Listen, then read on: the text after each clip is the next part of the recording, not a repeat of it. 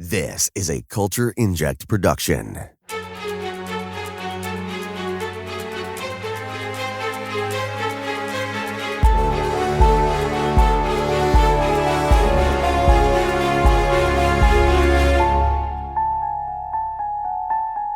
Welcome to our latest episode of the Neverspodcast.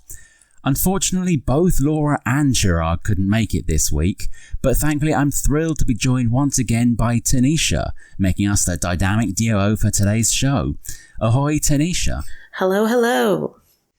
Today we are discussing episode 8 of The Nevers, and as always, we encourage our listeners to rate and review our podcast on Apple Podcasts, and remember to follow us on social media for updates and sneak peeks.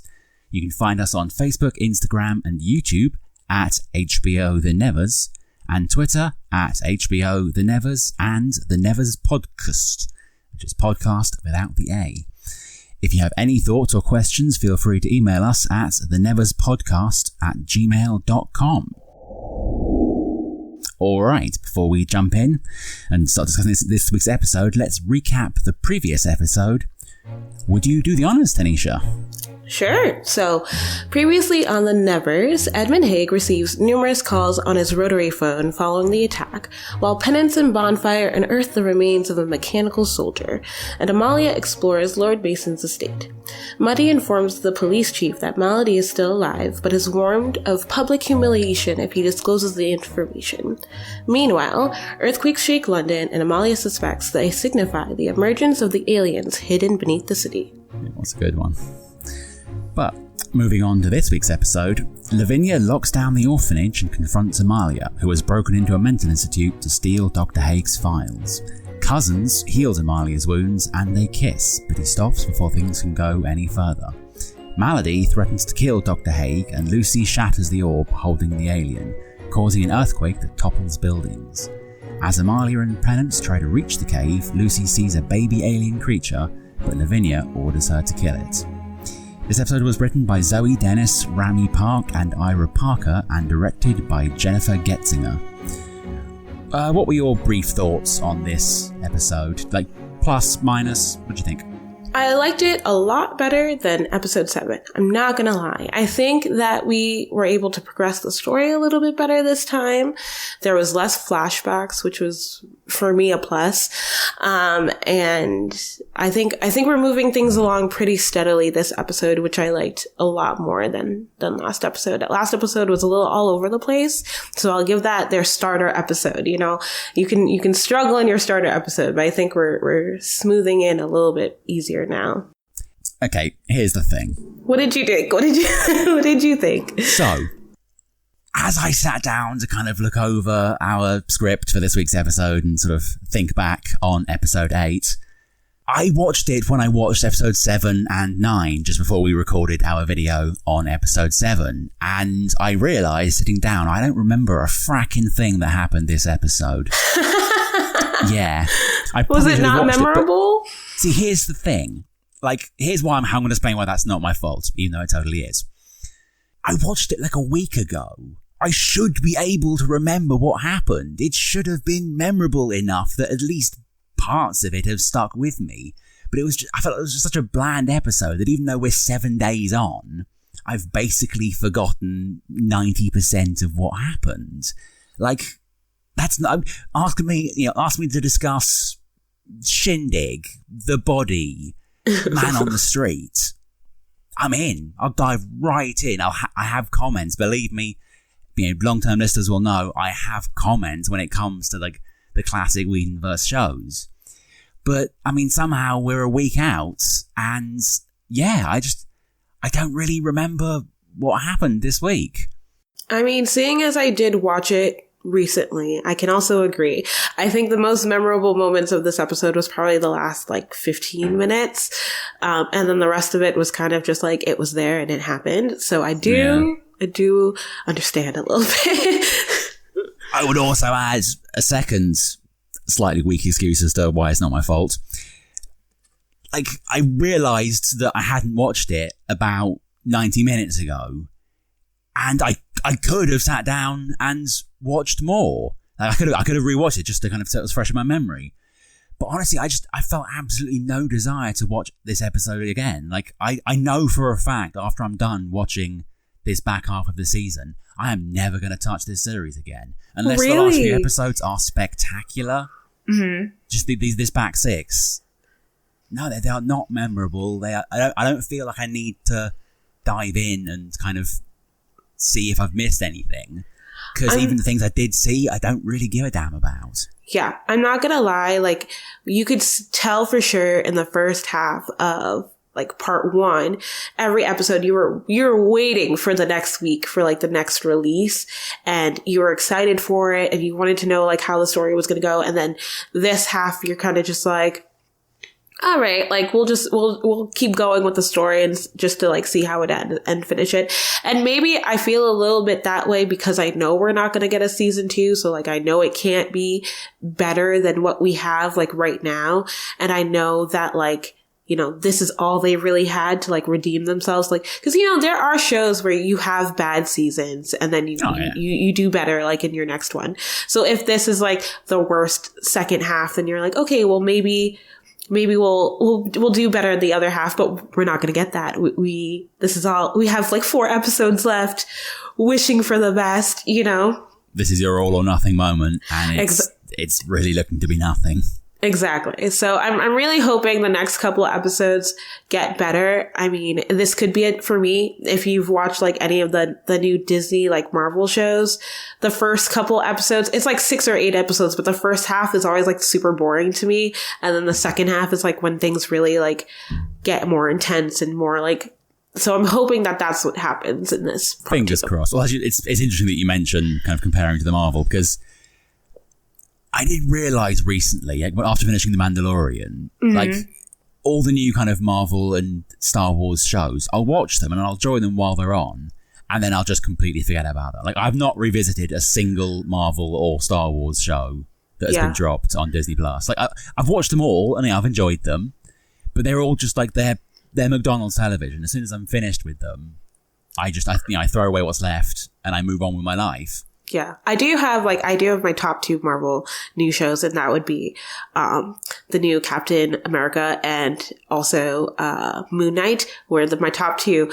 But like, I'm not gonna lie, WandaVision failed me, and like even Loki, I haven't even started it, and the Marvels, it's a whole thing, but it's good stuff. Let's jump back in and refresh my memory on what happened. So, Lavinia attempted to touch the alien beneath the city, but it reacted violently. Meanwhile, riots break out outside Cousin's home, and a brick is thrown through his window. Amalia breaks into a mental hospital where she was once held to steal files on Dr. Taheg, who is being held captive by Malady in a basement. After returning from her mission, Amalia is shocked to find Cousins and his family asleep in her office. She receives healing from Cousins before they kiss, but he stops anything further from happening. Lavinia arrives at the orphanage with news of Myrtle's accidental death, in heavy air quotes. She locks down the facility, pointing out to Amalia that she knows about her unauthorized break-in and escape from the hospital. As Amalia talks with Cousin's wife, she experiences flashbacks of Molly's life before Zephyr's control. Finally, Lavinia offers Lucy a cure for her powers, as Augustus spies on their conversation through a prison window. Well, Penance creates a device to track the mysterious call that Amalia overheard at Dr. Haig's house, while Malady forces Haig to dig a large hole without explanation. Malady threatens Haig with a shard of glass, but ultimately decides not to kill him. Meanwhile, Cousins tends to Myrtle's injuries and reassures her that she did the right thing, but she leaves without saying a word. Elsewhere, Mundy visits Lucy in her cell, and she breaks free of her restraints, threatening to kill him unless she reveals Mary's killer. Mundy walks away, and Lucy escapes. Lord Masson suggests to a group of officials that the Touched should be separated, but they reject his idea and remind him that his daughter's death has affected him personally. Amalia experiences more flashbacks and reacts by throwing a chair out of her window, just like adults do. This catches Cousin's attention. He confronts her and confesses his love, but cannot continue to deceive his wife and storms off. Amalia then goes to Penance's machine, which rings, but she doesn't hear anyone on the other end. Penance, however, sees a stream of energy emanating from the device and becomes fascinated by it until Amalia turns off the machine. During Mason's meeting with the Beggar King, where he asks for a favor, Lavinia takes Lucy to where the alien is being kept in an orb. Lucy uses her power to break the orb, and Augustus secretly observes. Amalia has a vision of this and rushes to the cave with Penance. The earthquake caused by the broken orb destroys buildings and causes Melody to scream while Mason remains calm. However, a girl's screams are heard from a locked room in Mason's house. Amalia and Penance are on their way to the cave when it collapses. Meanwhile, Lucy sees a baby alien, and Lavinia orders her to kill it. So, let's dive in. Look at the big picture. How did the 8th episode advance the overarching story of the show? What significant developments did we see? Tanisha, what are your thoughts, your kind of more in-depth thoughts on the episode now? So I do think that we are moving things along for sure, specifically now that we have the orb broken. So we get to see like the Goliath like in full form now, even as a baby. And you know, what Lucy's going to do, is it what Lavinia wants with it, or if she does really want it to be killed, like how that's going to move the story. Specifically, if Lucy like doesn't kill it, because remember like the whole parent themes we went on from last episode. So like maybe that'll take form, but instead it'll be like Lucy with the alien. So that'll be cool. And then also we have whatever's happening with Melody and Haig, and you know, removing Haig's leadership or following with Lavinia, specifically since Lavinia is like going off on her own now, making her own decisions on what to do with the orb.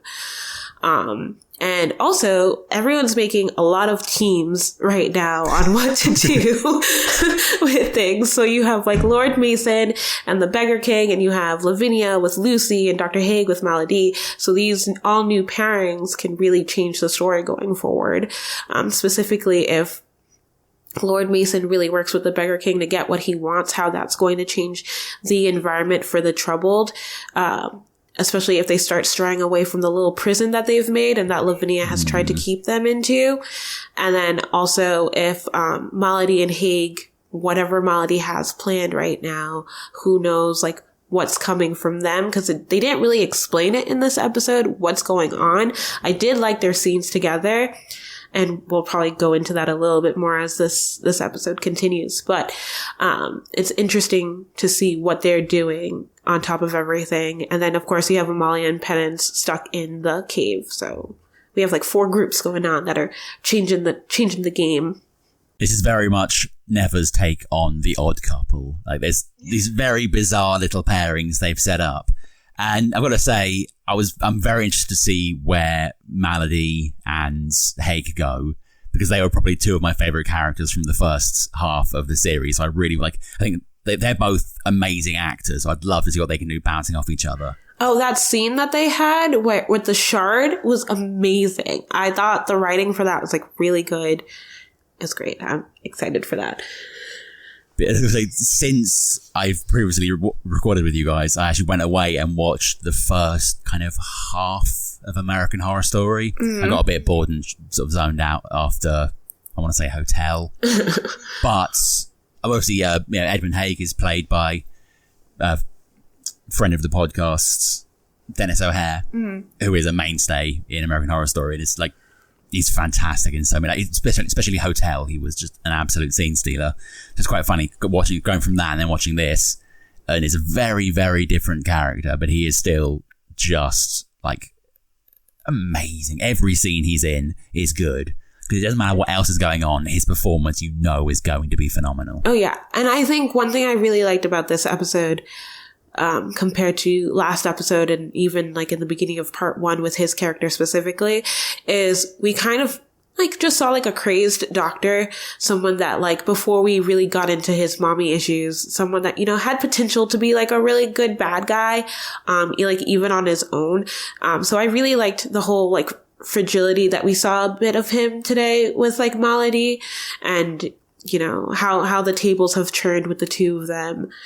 How before she was on like his receiving end of like being scared and afraid, and now she's created a new version of herself. She's no longer Sarah, and she's Melody, and she gets to take the reins a little bit, and now he's afraid and he doesn't know what's happening, and he doesn't even know if he's digging his own grave. And I thought that was just like amazing, because they both played that so well. But seeing him like shift in character a little bit more to like a more scared and like doesn't really know what's going on. You can really see like he is a follower and not really a leader. I thought that was cool. They really kind of built up the whole Frankenstein parable with his with his first half arc. Yeah. So, yeah, he was the mad scientist working away in his lab, creating all these monstrosities. And now, you know, a lot of people forget, the same thing happened in Frankenstein. The monster kind of fought back and it didn't end very well for old Vicky. Yeah. And now, you know, we're seeing Edmund Haig. He's kind of now, the tables have turned and he's very much at Melody's sort of sympathy, which is an emotion he is somewhat drawn out of her.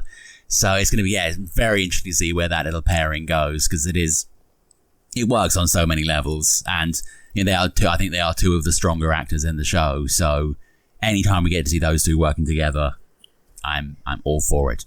And they do really kind of overly imply that he is there digging his own grave. Oh yeah. But just the fact they're hammering that point in so hard guarantees that's not what's going on. Like, Melody is insane. Yeah. But she always has a plan. I wouldn't particularly say she was cruel. No. She wouldn't, like, there's no point drawing it out, making him, she would just, if she was going to kill him, she'd just freaking kill him and get it over with. I feel from, you know, after like the part one, when we found out like her whole disguise as the news reporter and everything like that, you can always tell that Melody may be crazy, but she always has like a plan at the end of it, whether she's whoever she's getting it from, if it's from like, you know, the aliens, or if it's from something that she's creating herself. She does say that she has her own mission. And so she may be crazy, but she's going to follow that mission in the end, regardless of her relationship with Haig and what that really means. So I don't think she's smarter than what we think. And I think she's going to play that a lot more. I just had a thought. What? You know, we were talking last episode about who the other person is that's travelled back. What if it's Melody, but the transfer wasn't complete? So the new person, whoever they are from the future, hasn't completely taken over Melody in the same way that Zephyr took over Amalia. Yes. But it's just literally, like, she's literally got a voice in her head, but it's not her being crazy. It's literally a voice that's stuck in her head. That would make a lot more sense, specifically if Amalia is getting like her pot syndrome. She's getting her flashbacks to like her meld with her last person. But if Melody isn't really getting that, but instead is like dealing with everything like mentally, that would make so much sense. That would make a lot of sense. Because who is she hearing this mission? The reason she seems so unbalanced is because she's literally got two personalities fighting for control of the same body. Because for somebody who's so crazy, she does make really smart moves. She does make like I still can't, my favorite scene of part one is when she like rips off the mask and she's like prancing throughout the streets in her escape. I was like, that was freaking genius. And I was like, there's no way Melody herself would have made that decision, specifically if you combine who she was as Sarah as well. So if you combine Sarah with the new Melody now, and then if she does have another person that's like speaking to her, then she's like basically has three personalities she's working off of. But even her last personality as Sarah wouldn't have had her be that genius that she is now. So that would make sense. It tracks a little bit of a but like you'll see where I'm going. You know, The Dark Knight, Nolan movie. No. fair. There's a quite popular theory in that the Joker is former Spec Ops. Okay. And that he was driven. Yeah, he's suffering from like severe PTSD from things he saw while he was being all Spec Ops, and kind of in depth there. Mm-hmm. And that's why A, he hates, he wants to do all the stuff he did, and B, how he was able to pull off all the things he did. It would explain how Melody is capable with like that, her whole plan with the electrocution. That was next level. Oh, for sure. Almost like, a high-ranking military strategy. So it's entirely possible there could be, she's got like half a soldier embedded in her mind, and that's how she's able to do all these kind of ridiculously in-depth tactical decisions, because she's got, you know, years of experience in the military, just doesn't actually have it. Oh, that would... I like that theory. It's a great theory. It's funny because, you know, before like this and like the thought of that, my first thought was like, maybe it is Lavinia. Like, I don't want it to be Lavinia, but her need to kill like the Galanthi so bad, I'm just like, why? What is the reason? You would think if she was somebody that like, it was in this terrible accident and she had this disability and you found this magical orb in a cave, you'd want to use it to maybe heal yourself or to make changes or get more power. But instead she's like, destroy, destroy, destroy. So I'm like, what is her relationship with it that she is just so destined to want to destroy something like this? But I also feel there was a moment, this episode where she like tries to get out of the chair and like reach up and touch the orb, and like the Galanthi swims towards her, but like doesn't accept her offering or whatever. I feel like she's like jealous of it and jealous of the touch a little bit because of it. Because when Lucy went and touched the orb, Lucy kind of looked like she had like an outer body experience.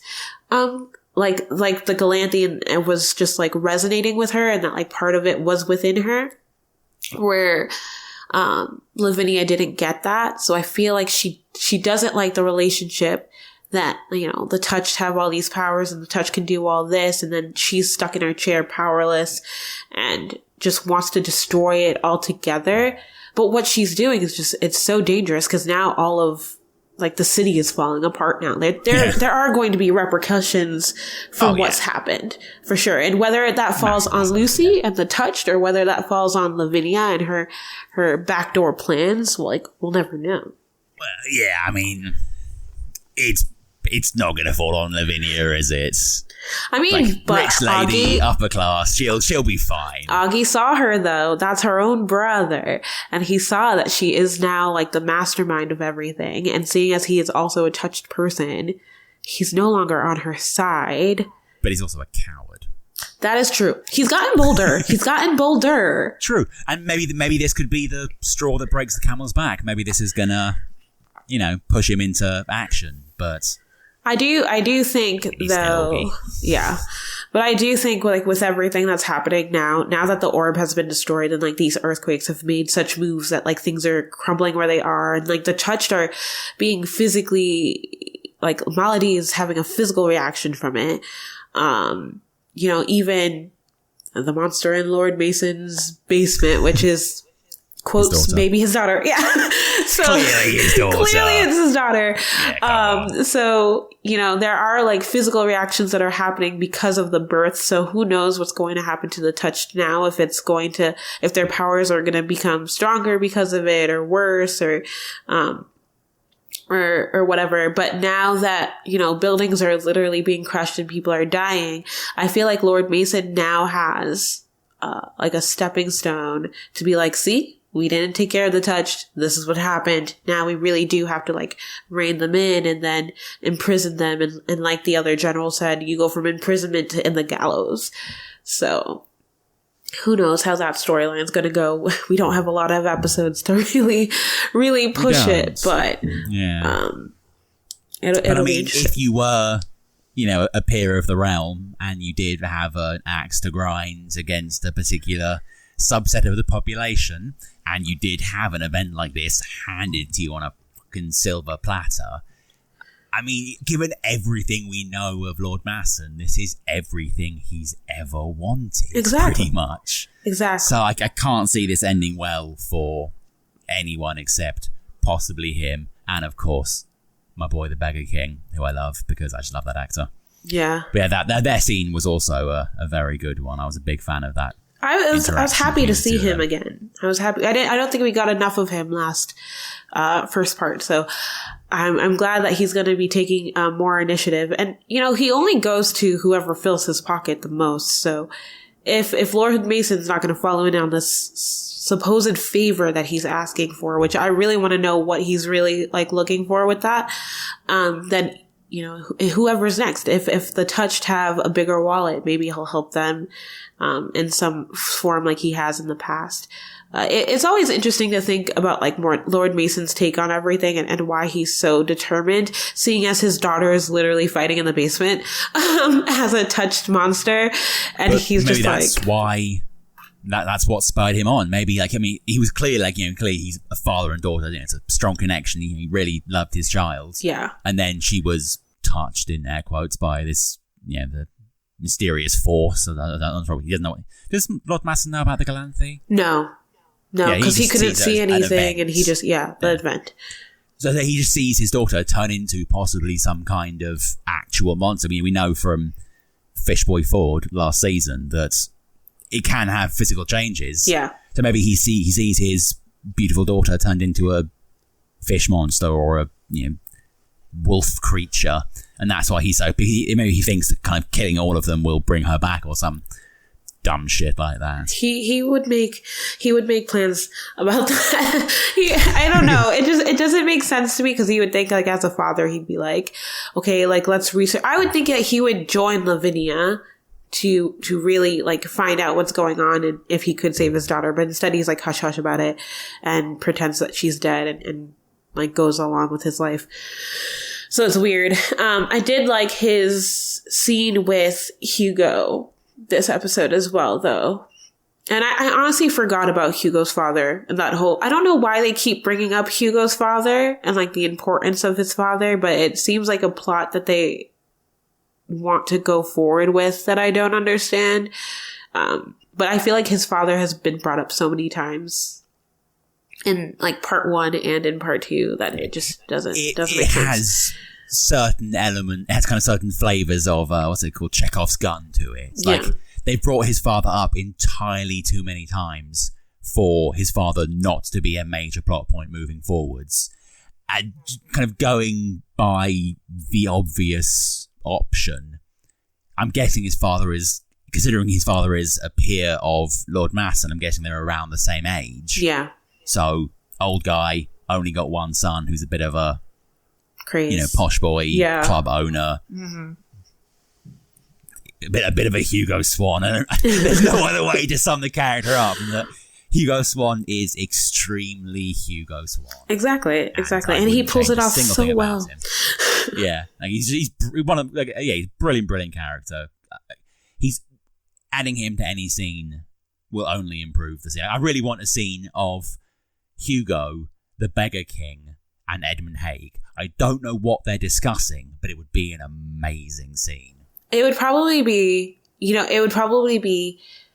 Hugo asking the Beggar King to protect his club, and then Haig asking for, a couple of, because he said his funding is a little like off ever since the whole situation that happened with Melody. So it'd be like Haig would be like funding his operation a little bit more if he could get a couple touched here and there to like work on the way he has already. But I don't know. I need more Beggar King this part 2 anyway. So wherever he wants to come in and whoever he wants to work with would be great. What else did you see this episode? Any other developments, or do you think we touched on a little bit of everything? I can't really remember any real kind of big character moments other than those we've mentioned. Mundy is great. I want a lot more Mundy. We're really not getting a lot of him at all this. No. But it looks like they're setting up quite a good arc for him. Like, he was sort of the big man in charge, and he's had quite the fall from grace. I'm hoping that's going to push him more toward the Touched, since obviously with his connections with Mary kind of, he was already favourable towards them, and now hopefully being abandoned by his former colleagues, that will push him more towards them. Because I think he could be like their kind of ace up the sleeve against the likes of Lord Masson and the Beggar Kings. I mean, as you mentioned, the Beggar King has just asked for this somewhat nebulous favour from Lord Masson. And given everything we know about the Beggar King and everything we know about Masson and his levels of power and influence, there is very little the Beggar King could ask for from him that would end well for anyone else. Exactly. But it'll be pretty interesting to see how that's going to go, because it seems like right now it's setting up for Monday versus Lord Mason, because whatever Lucy told him about Mary and his like round table nights that might have set up for Mary's death, or if he believes that Mary's death was set up by whatever Lucy gave him about Lord Mason, then it'll be like the two of them. But if Lord Mason has the Beggar King on his side, then he's going to have to tap into his connections with the Touched. So it'll be like Monday and the Touched versus the Beggar King and Lord Mason and like his knights, and then wherever everyone else fits into it, like Malady and Dr. Haig and so. I think in any plot arc you can plan out, if you're wondering where Malady fits in, it's always the Agent of Chaos. Mm. She is, like, the thing is, we've got Haig, who's kind of science guy. We've got the Beggar King, who's the spider behind the web. We've got Lord Masson, who is white privilege in a hat. Yeah. We have all these characters all doing their planning. You know, even Lavinia is kind of working behind the scenes using her influence. They're all planners. They're all schemers. So you need someone that just can't be planned for, can't be schemed around, just to stop it from being a bunch of people talking in rooms to each other. We need someone that can just get in and make sure any plan goes wrong in a convenient for the plot way. Oh, jumping back slightly, the mention of Lord Masson and his knights. Are you aware of the Greater Whedonverse theory? No, what is it? Basically, it's this theory. I think we used to have an article on it. Well, no, I planned to write an article, but basically it's this kind of framework that stitches together like Buffy, Angel, Firefly, Dollhouse, Cabin in the Woods, and kind of merges them all into one coherent, in heavy air quotes, plot. Really? Yeah, it's a lot of fun. We don't really have time to go into it now, but I'll try and find the old thing and I'll show it to you. But essentially, it very much feels to me like the Nevers' connection to that theory is now set because Lord Masson and his round table are clear precursors to the Watchers' Council. Mm. So, like, the Watchers' Council, all right, you know, so they see all this nonsense with the Touched player, like, oh, these freaking future alien wizards, we can't be dealing with this nonsense. We need somewhere to stop them. So they find the Slayer, and they train up the Slayer, and they use her to fight the monsters that comes after that point. Yeah. There are connections. Yeah. I mean, it would be interesting to see if he really is connecting all of his projects, but would he even be able to accomplish it in the second half, seeing as he is not as involved as he was in the first part? Okay, so as we've been analyzing the characters and their motivations, it's clear that they're all grappling with larger themes and symbols that permeate the show. Can we take a deeper dive into the themes and symbolism that we've noticed throughout the 8th episode?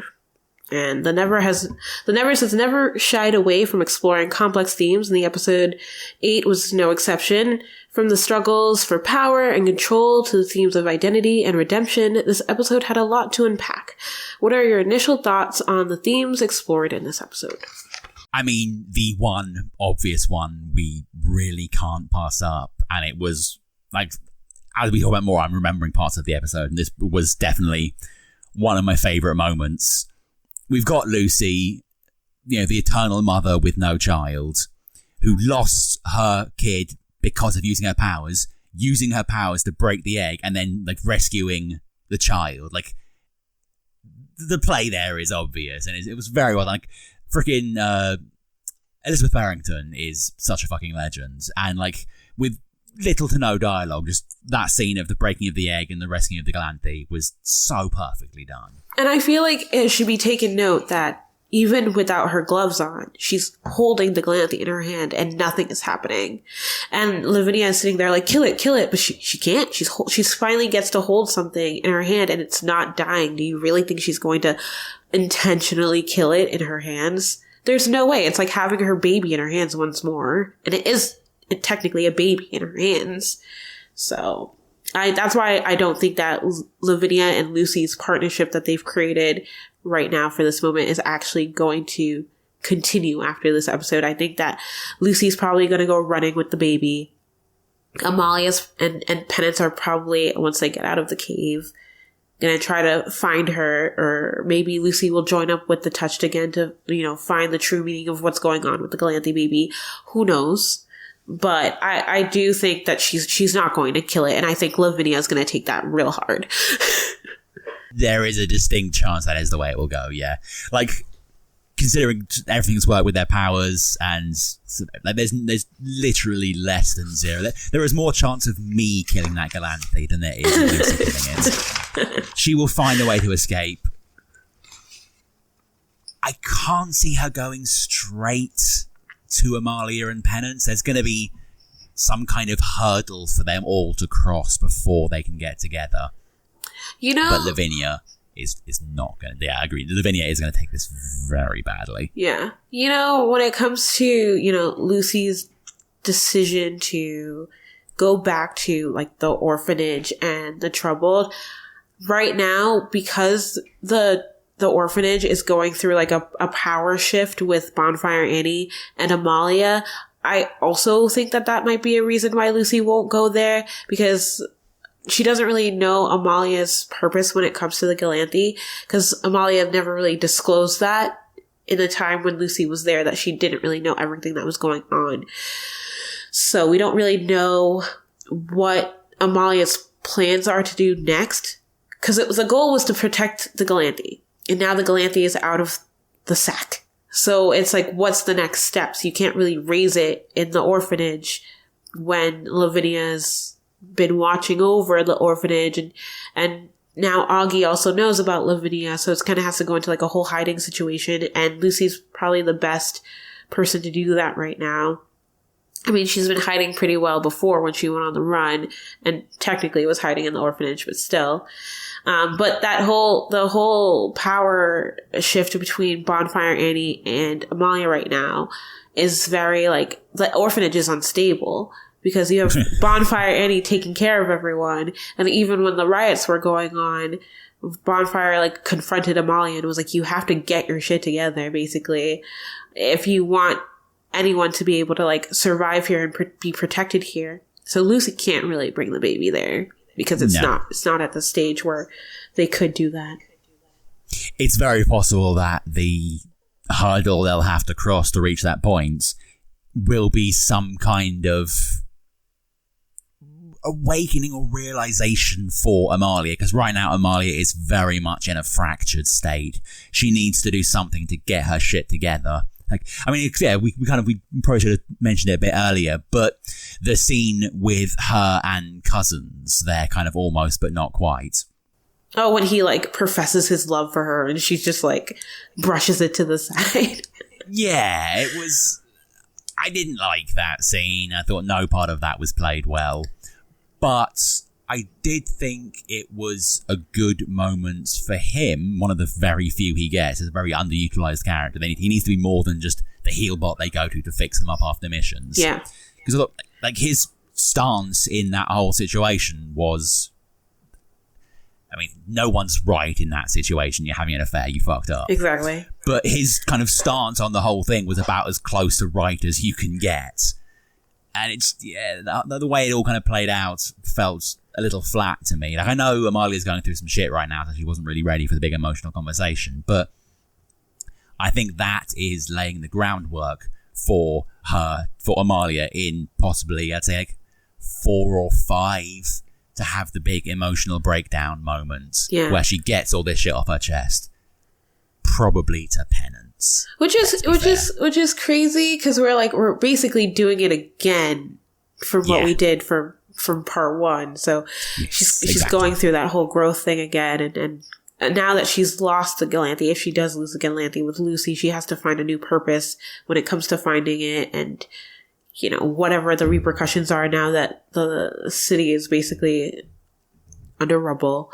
So I don't know. But she's going she was going stir crazy in the orphanage, like when she was on lockdown. So for her to actually sit down and actually, look at her issues, it's probably going to be penance that snaps her out of it. Penance or possibly malady. Yeah. Those are the two that have the kind of key to the lock that is Amalia.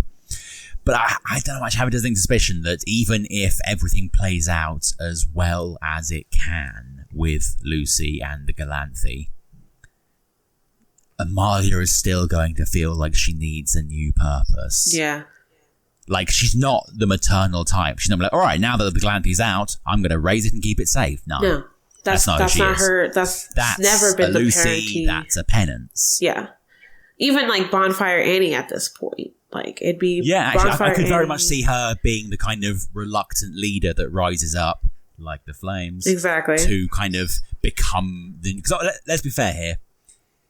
There's maybe a 20% chance, maybe 30 if I'm being nice, that Amalia makes it to the end of this finale alive. You don't think she's going to make it? No. She's got heroic sacrifice written all over her. Yeah. Even if... Let me add a caveat. There's a very little chance Zephyr will not make is going to make it to the end of this series alive. I have a distinct suspicion they're either going to kill her off, Zephyr and Amalia, or she will sacrifice herself in some way to save the day, or they will save the future in such a way that Zephyr no longer needs to be here and will return to either move on to whatever's next, or we'll go back to her body, mostly just because I want to have another episode of Claudia Black. I mean, that would make sense because I feel like, I don't want to say she has like suicidal ideation, but she has like since she did meet the Galanthe, she's kind of been like, why did you leave me alive? You should have chosen somebody else. I wasn't the right leader for this. And she really isn't a leader. Like, we've had multiple times this episode and last episode where they've kind of been like that scene. Not gonna lie, a good scene this episode was the scene between Lavinia and Amalia when they're both in the orphanage, and Lavinia's like, if you need orders to get your stuff together, here they are. And that is to stay here, fix what happened to Myrtle, fix the relationship that the city has against the Touched, and then go from there, forget the Galanthe, like whatever you're doing. Because you know for a fact that Lavinia probably knows it was Amalia that set everything off. So Lavinia is keeping her eye on her. But at this point, Amalia is such at the seams. Like she's like, everything was easier when I was back at the asylum. And now Lavinia's like, get it together. And if you want to be a follower, if you want to be like someone that needs orders, here they are. However, you are in a position of leadership and you actually have to do that. And she even said something like, you need to grow up to the potential that people have seen from you, or something like that. Yeah, that was a bit of a cheesy line. I didn't really like that. Yeah. And I was just like, well, everyone was waiting for her potential, but that I still don't think she's that person to take it. Regardless of her character growth the rest of the season, I don't think she's going to be the one that's like bear hugging the orphanage. No, it's not, literally zero chance. Like, as we said, I think Annie has a far greater chance of becoming the leader that the orphanage deserves more than Amalia does. Yeah. Given the recurring theme of kind of eggs and hatching and rebirth, I can absolutely see either Amalia dying to kind of free, in air quotes, Zephyr and send her either to stay here or move on to where she goes. Yeah. Or kind of both of them dying to free themselves from this mess they've created. But I can't see... Or Zephyr could die and Amalia stays. Like if Zephyr dies, but like Amalia's body is still the same, but she just doesn't remember anything. Yeah, she just goes back to being who she was before, but possibly a more kind of like a more at peace version of herself. Yeah, yeah. But yeah, I can't see a happy ending or like a satisfying ending where Zephyr, for clarity's sake, stays in the orphanage and becomes like the leader of it or something. The kind of quasi mum. It's not. It would be massively out of character for her. And it would feel kind of, not wrong, but I would be disappointed if that's how it ended. Unless they pull something ridiculously amazing. But based on what I've seen so far, that's out of their capabilities. Because you also have to think that Zephyr has been like a lone soldier since we've met her. Like, since we met her in the first part, before like the Free Life found her or whatever, she was by herself. And when she came into this new time frame, she was also by herself. She had Sarah for a little bit, betrayed Sarah.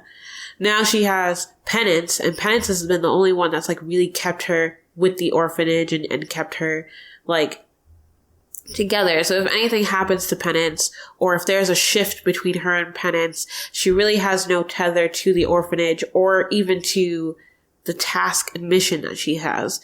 Because she's kind of over it at this point, and she doesn't think she can do it at this point. So, not sure she can, to be honest. Exactly. So without Penance, or without like someone to like guide her, she's kind of like Haig in that way, and she needs someone to like keep her in line and keep her like moral compass and kind of like that kind of situation. So I don't know. I don't think she'll be that leader that the orphanage needs, but now that we have a full baby on our hands, it's going to be interesting to see how her character shifts to, I have a vulnerable thing I have to take care of. And who knows if the Galanthi in this form is powerful enough to, have the smarts and things that like an adult Galanthi had before they sent them off.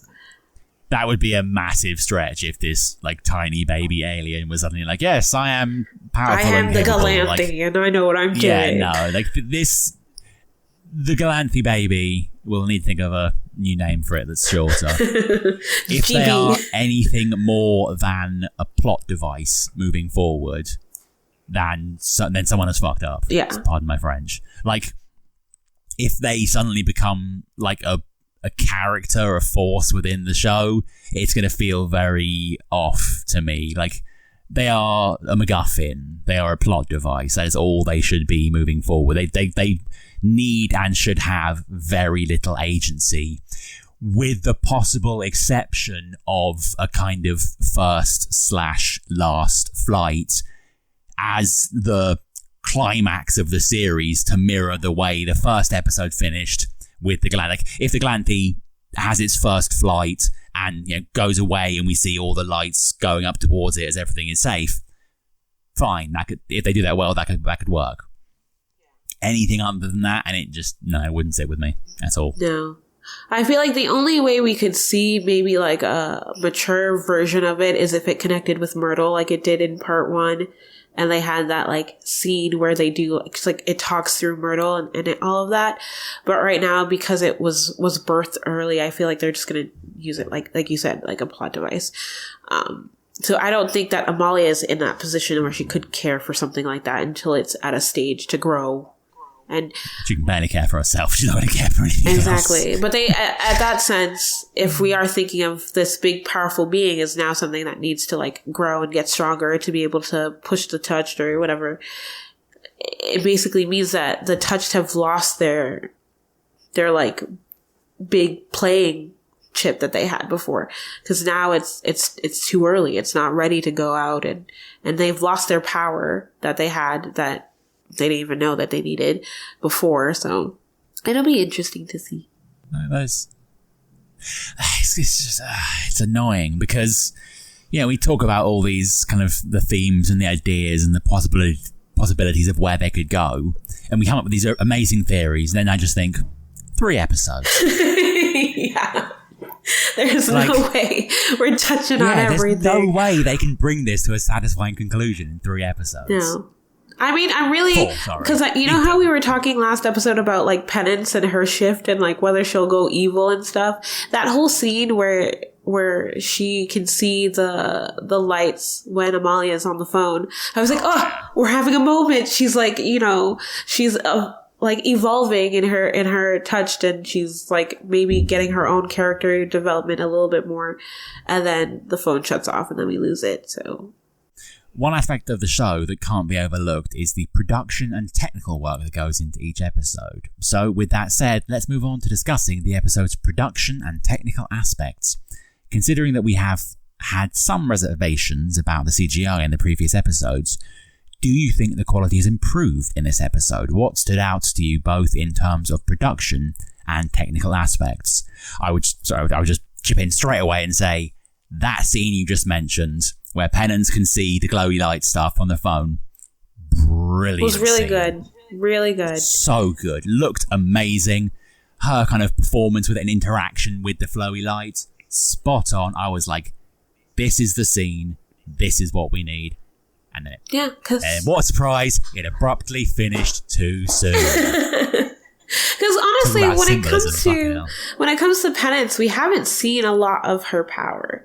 You know, we saw like a few glimpses in part 1, but she always mentions it, but we never really get to see it. So for us to see like that physical, like more of electricity or whatever that she generally sees, I thought it was done really well. What else did we? We got like a little bit of Maya's flashbacks, and then they had like the whole like blue goo that was like the fluid of the Galanthe that we saw in that with like the eggs and stuff. That was cute. Yeah, the whole kind of egg cracking Galanthe baby birth scene, for lack of a better word.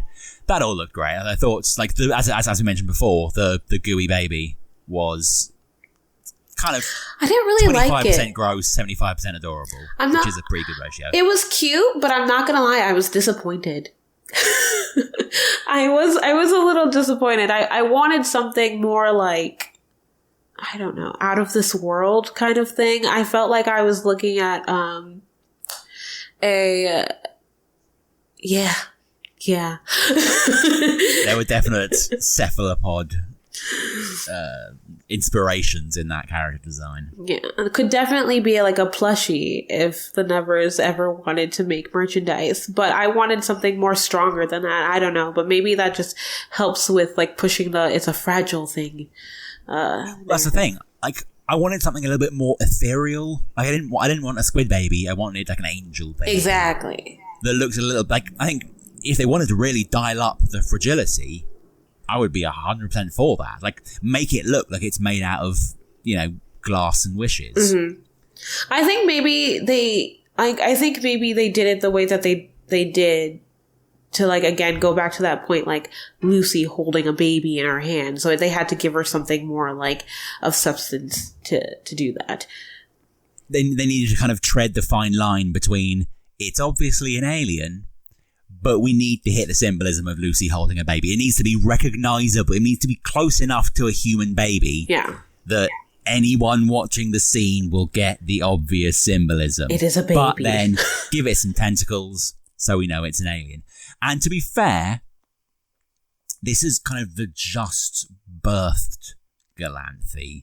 They could always, if they wish, if they had more than 3 episodes to work with, go with a kind of larval state and later on have it kind of sprout some wings and become a more majestic, ethereal looking creature. I mean, how fast do you think they'll do that in like 3 episodes though? Like, is it going to grow like every episode it's going to grow like 500 years in life? I really hope so, but it won't. I really do. It's very much going to be, we're talking kind of Grogu here. It's 50 years old and he's still a little baby. Like, this thing is going to be a squid for a long time. Yeah. Any other production or technical aspects that you liked or didn't like of this episode? The light show and the squid baby were my two big hits. I thought that they both looked pretty good. Other than that, it was very much a kind of character focused episode. So there was a lot of people in holes and dark rooms. Oh yeah. Wasn't really much space for fancy shtick. Yeah. I do like anytime I see Bonfire Annie's powers. We saw a little bit of it this episode. I was like, great, amazing. It flows so well in the way that they do it when she like throws the fireballs and everything. Fabulous. 10 out of 10 would watch a Bonfire spinoff. Oh, for sure. Like how she got it, what she did to get to Melody, all that stuff. Amazing. Like the fact that she was a sort of, like she worked her way up through the criminal underworld before we ever met her. Yeah. That's the show. Yeah. like it would still have to be Rochelle Neal and the character. She nails it. So yeah, just all of that. I forgot to look to see, because I know that they were pregnant in the shooting of this, so I forgot to look for that this episode. I haven't even noticed, so good job on the costume department there. Technical aspects. Excellent costume. Yeah. Yeah, so moving on to overall impressions and final thoughts. Do you have any other, if you want to really put a pen in this, how would you sum up the episode? I would say, it was really good. I did like the fact that we really went into the characters a little bit more. We had a little bit more push on their reasonings behind things. Again, Melody and Haig's scene, Lavinia and Lucy's scene was really well done this episode. So I think we did have a good episode compared to last episode. Things are moving along smoothly, and it wasn't the best, but it was. You can see that there's more focus this time. It was a lot less action this time as well too. And I remember that was my problem with episode 7. I felt that there was a lot more action and not enough story. Where this episode we got a lot of story from almost every character, and even added the Beggar King on top of it. So we got a lot more story from everyone, and now we can push it more as the episodes go on and really see what's going to happen. I mean, relationship wise, we had Penance and Augie got their scene, and then Horatio and Amalia got their scene, and then and then we also get Melody got to have her revenge with Haig.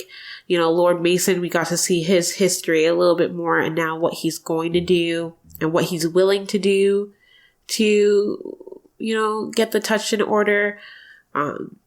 So yeah, I think we're moving along pretty steadily when it comes to this episode. Yeah, I'd pretty much agree across the board there. This was definitely a step up from episode 7. Not 100% sure it was enough of a step up. As we've mentioned a few times so far in the past of this episode, it does feel like there are a few, while there were some good character development moments, a lot of them did feel a little bit like things that have already been developed in the past that we're kind of retreading the ground of. And when you've only got 6 episodes to work with, you need to make the most of every second. And it really felt like these past 2 episodes, they've not been making the most of the time they have. This episode, at least, we had a lot of really great character moments, which is good. Big thumbs up. There were some good things done. But moving forward, I'm loath to use the word efficiency because that feels too mechanical. But they need to use the time wisely. Yeah. I feel like if we're really going to go into Hugo's character, we're going to have to push it from here episode on. Because at this point, he's kind of just been doing this whole Ferryman thing for the last 10 episodes now. And it hasn't really progressed past getting more members of the club. I mean, I guess his moment in this episode kind of was important in that when Lord Mason was asking his round table to really start gathering up the touch, then they were like, ooh, maybe not. Because we know for a fact that there are some people on that table who also are part of the Ferryman Club. So they definitely didn't want that to happen. So I could understand his coming in this episode and talking about the Ferrymans for that reasoning alone. But other than that, he has no real character push. That every time he comes on scene or we talk about his father, or we talk about his club, I'm just okay, moving on. What are we doing with what we know about him so far?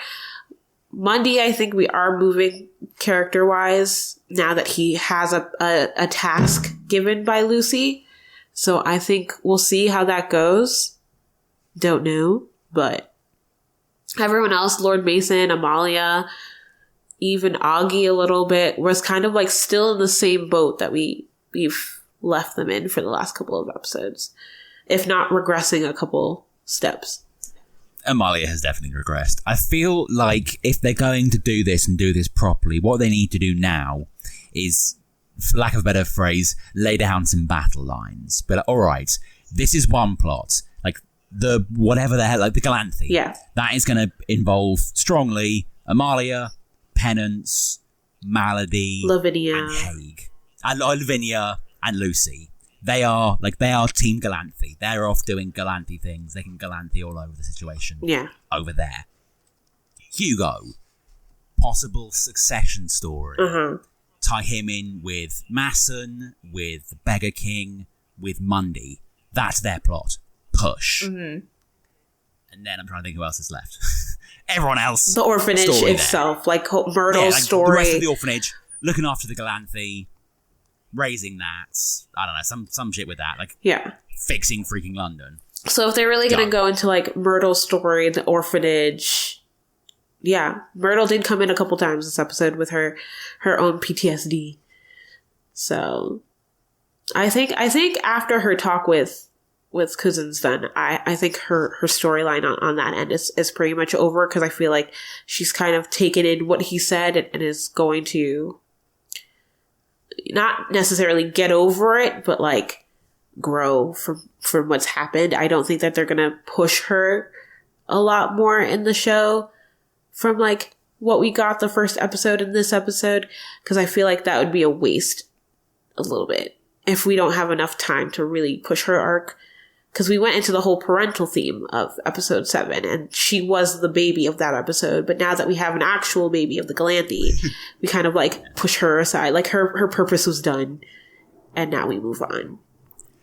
Well, I'm wondering, again, 4 episodes, but it could be an interesting take and wouldn't really require a lot of time to have kind of Myrtle, Cousins, Kieran Sonia Sawar's character, who I'm blanking on the name of, all of those people, the ones that basically haven't really done anything, possibly tie Bonfire Annie in with that, and just do kind of those that are left behind type plots. Like, we're not changing the world, we're not, saving alien lives. We're just trying to kind of survive while tangentially connected to these people that are so focused on the upper end, they have no idea about the repercussions that always fall back on the lower ends.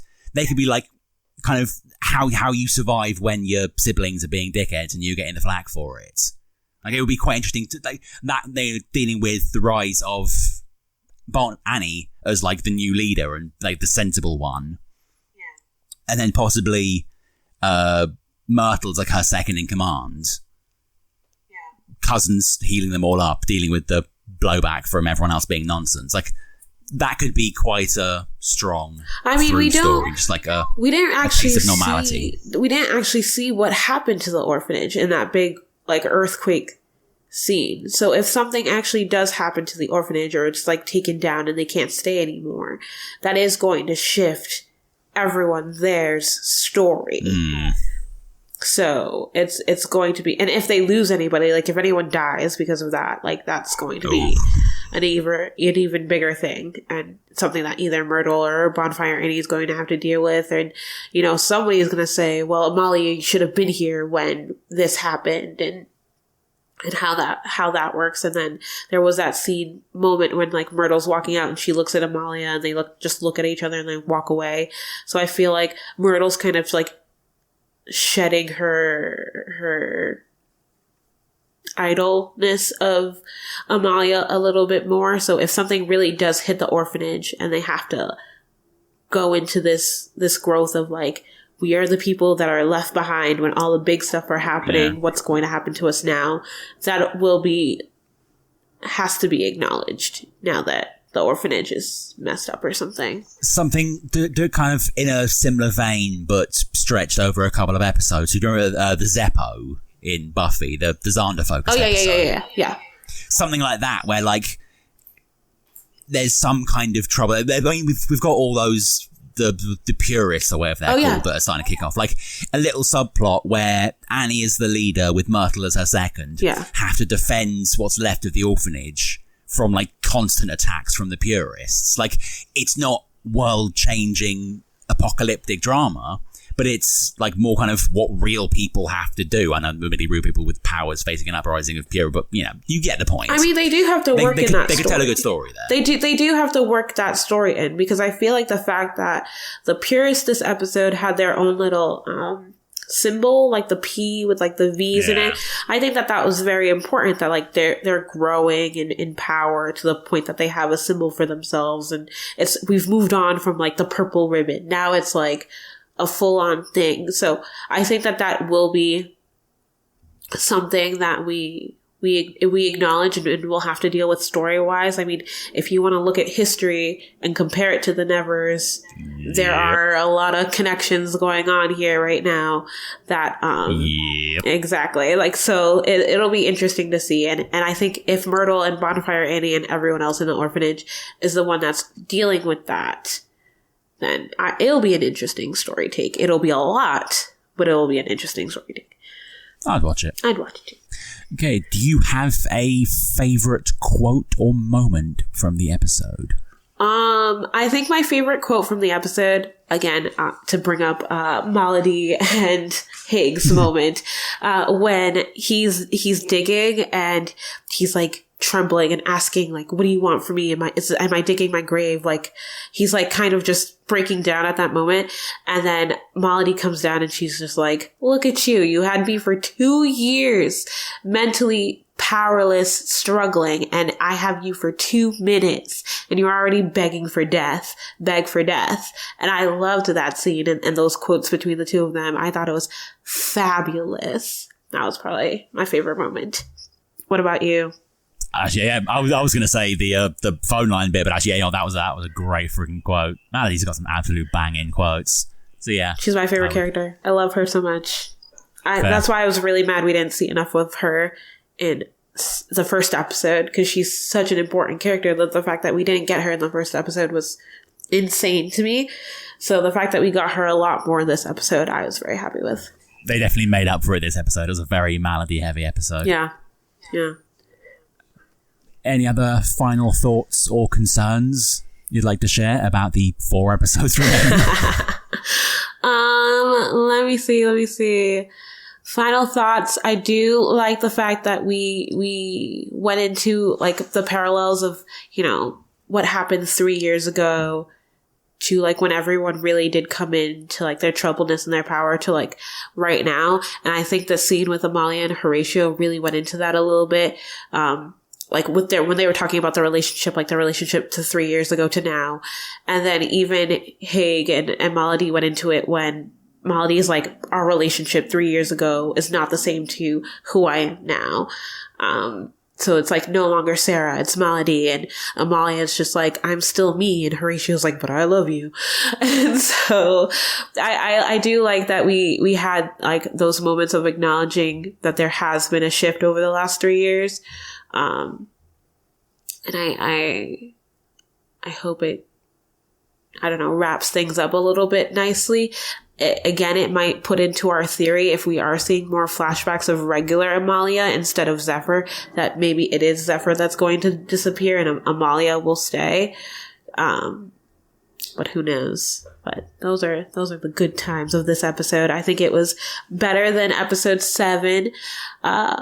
So that makes me... Not a huge bar to get over, but yeah, I would agree. Exactly. So it makes me very excited to think that maybe episode 9 and episode 10 are going to be better, or like leading into the finale. I'm still scared that we're going to get like a Game of Thrones ending, but fingers crossed.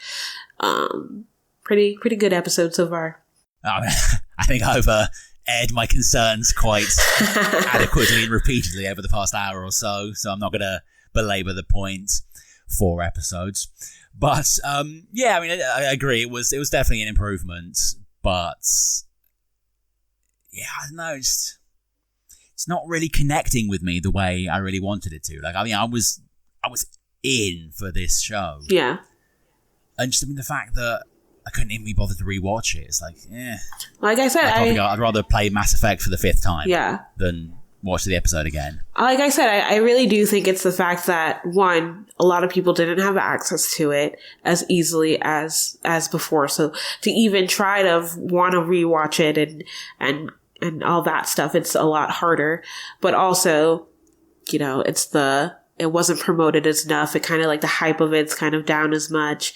And if it truly is the final six, and then you can't really fix any of the issues that you have. So it's like there's nothing really to look forward to, even if it like has like a good ending. You can't be like, well, we could fix this, and these are the storylines and theories that we could go off of and make it better.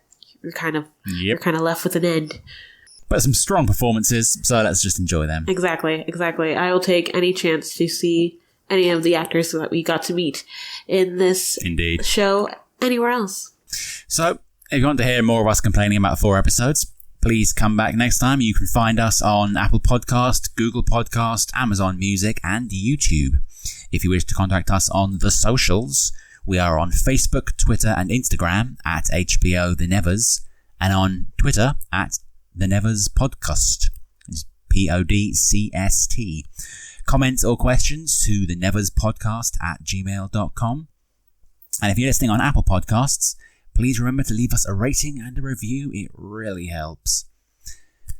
Thank you, Tanisha, for joining me tonight. You're welcome. Would you like to share your contact details? Or your socials, rather? Yeah, you can find me at Show Talk Podcast on any of my socials. I'm on Apple Music, Spotify, all the things. And if you ever want to send an email, you can always do it at showtalkpodcast@gmail.com, and I will answer you there. It's been a pleasure, and we'll see you all in a while for more Nevers talk.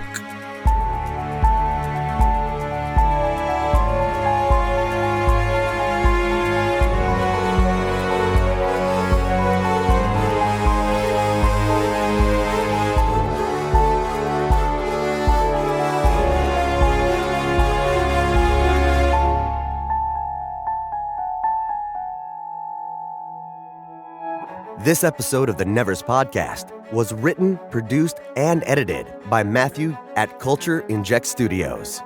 The intro and outro music was produced by Guilherme Moraes. We are more than just a podcast. We're a fan community. You can keep up to date on the Nevers and chat with other fans by visiting hbothenevers.com. You can also follow us on Facebook, Twitter, Instagram, and YouTube. Just search HBO The Nevers, all one word, and click that follow button. The Nevers Podcast is not endorsed by Mutant Enemy, Warner Media Entertainment, or any of its subsidiaries, including Home Box Office, HBO, and is intended for entertainment and educational purposes only. The Nevers and all names, pictures, and audio clips are registered trademarks and/or copyrights of their respective copyright holders.